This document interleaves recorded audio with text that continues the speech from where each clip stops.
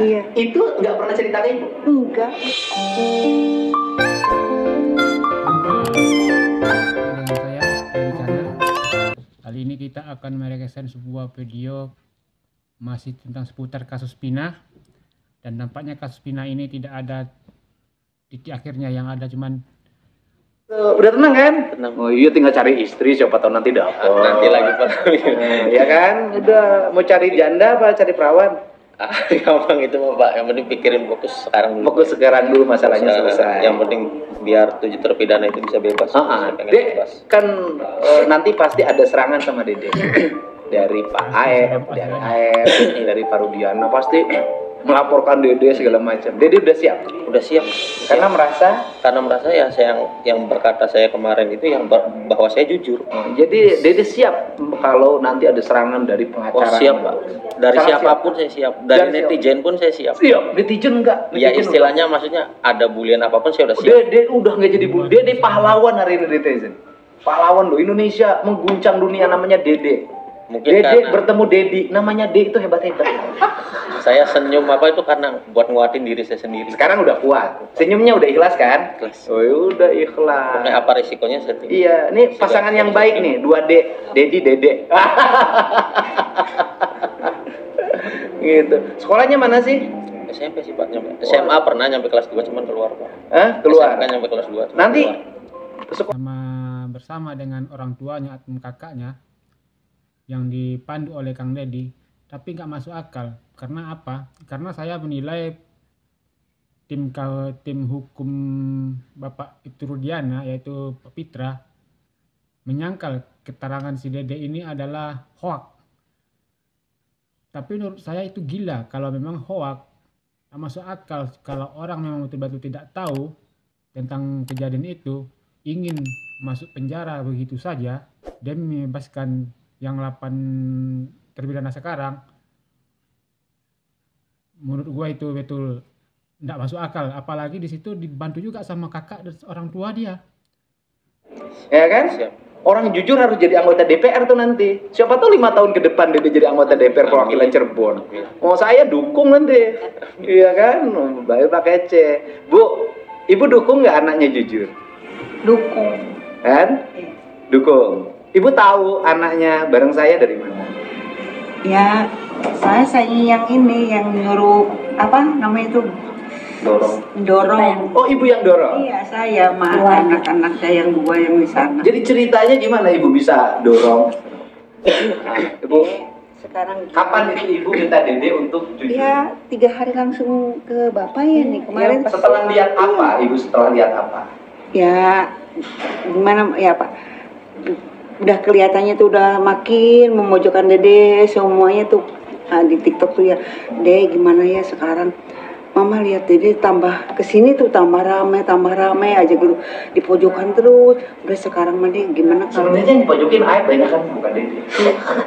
tapi ya namanya seorang ibu ya enggaknya Pak ya udah deh sekarang mah udah kepada dia aja, kata saya tadi ini Pak Hajinya lah, cuma saya dari ujuk-ujuk mah ke Pak Haji katanya, kata ini tahu masalah ini tuh.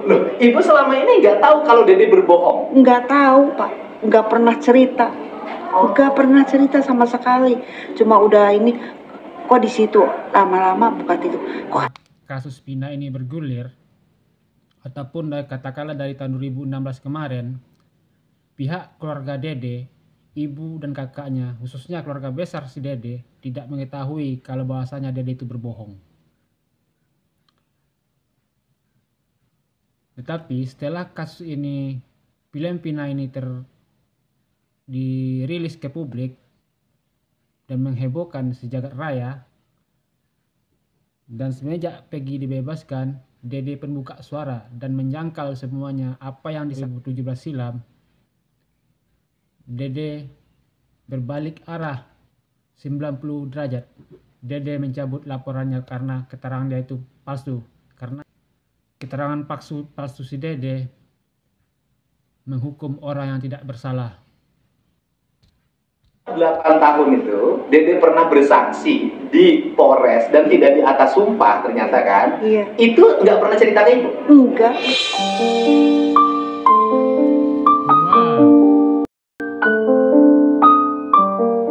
dia menjadi saksi peristiwa pembunuhan dan pemerkosaan itu tidak ceritanya ibu. Enggak. Jadi keluarga nggak tahu. Nggak tahu. Ya taunya tuh pas ada surat panggilan. Ada panggilan aja dari Yang dari Polda. Iya. Yang waktu kasus Peggy. Iya. Bukan yang pertama, Yang pertama. 2016. 2016. Iya. Oh, tahu juga. Iya. Cuma Cuman saya dia nggak nggak cerita. tahu Nah, cerita. waktu ada surat dari Polres, ada panggilan bagi Dede untuk jadi saksi. Suratnya kan resmi dari Polres. Ibunya, Dede cerita ke ibu apa? Enggak, cuma deh itu ada apa panggilan dari apa itu deh. Bukan apa-apa mah, ininya gitu aja. Sekali dua kali kayak gitu aja. Ya saya udahlah diem. Deh ada apa sih deh kok ada panggilan ini? Kalau mama kan nggak ngerti namanya, mama kan orang bodoh nggak ngerti. Oh segala, udah mah diem aja. Sama sekali Jadi tidak cerita, enggak. hanya ada panggilan gitu. Iya. Kamu kenapa nggak cerita sama keluarga? Takut Pak, takut beban keluarga pikiran Pak, takut pikiran keluarga Pak, Takut pikiran. Nah, soalnya kan keterangan sayanya kan soalnya kan nggak benar Pak. Makanya takut buat. Apapun ceritanya, penyesalan pasti datang terakhir di belakangan. Menurut keterangan Dede, seluruh keluarganya, termasuk rupanya si Dede ini yang sudah mempunyai 2 istri ya. Kalau kita simak-simak dalam pembicaraannya sama Kang Dedi,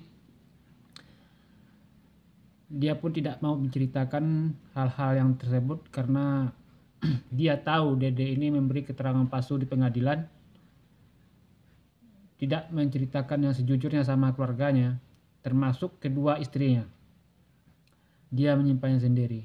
Tetapi lama-kelamaan, karena desakan seluruh netizen se-Indonesia menyuruh Dede buka suara ataupun keluar dari persembunyiannya, akhirnya Dede pun mengeluarkan diri dari persembunyiannya dan berjumpa awal pertama dengan Kang Deddy Mulyadi. Saya salut dengan Kang Deddy Mulyadi.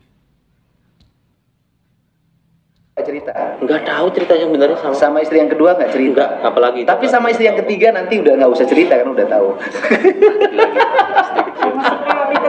Biar nggak tegang. Kalau saya kan caranya gitu. Orangnya emang tertutup sih Pak, dari masalah Tertutup. apapun ya saya selesaiin sendiri Pak. Oh. Emang orangnya kayak gitu saya Pak. Ini sih ngebelanya Terus- tuh Pak, nutupin kalau iya gitu aja. Ada masalah apapun ya saya ke keluarga selalu senyum. Saya tuh gampang loh. Ciri Dede orang tertutup tuh gampang. Nggak bisa jatuh air mata. Gitu. Selalu. Dan ketika Dede tidak jatuh air mata, tidak bersedih, orang tuh nyangka jadi jelek. Kenapa? Kok dia nggak ada sedih-sedihnya sih? Kok dia kesaksiannya sudah membuat orang menderita, kok nggak ada penyesalannya? Pemahamannya begitu, Pak. Memang luar biasa.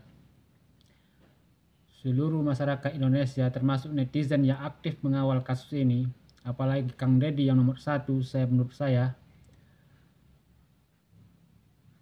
Sampai-sampai keluarga Dede pun itu pun belum tahu kalau bahwasanya Dede itu bersalah dan belum tahu kalau Dede itu memberikan keterangan palsu. Keluarga baru tahu setelah menjumpai Kang Deddy Mulyadi, yaitu di podcastnya Kang Deddy Mulyadi. Itu pun baru cerita. Kang Deddy pun sangat heran kok bisa keluarga besar tidak tahu apa yang dilakukan oleh apanya. Terima kasih dan sampai jumpa lagi.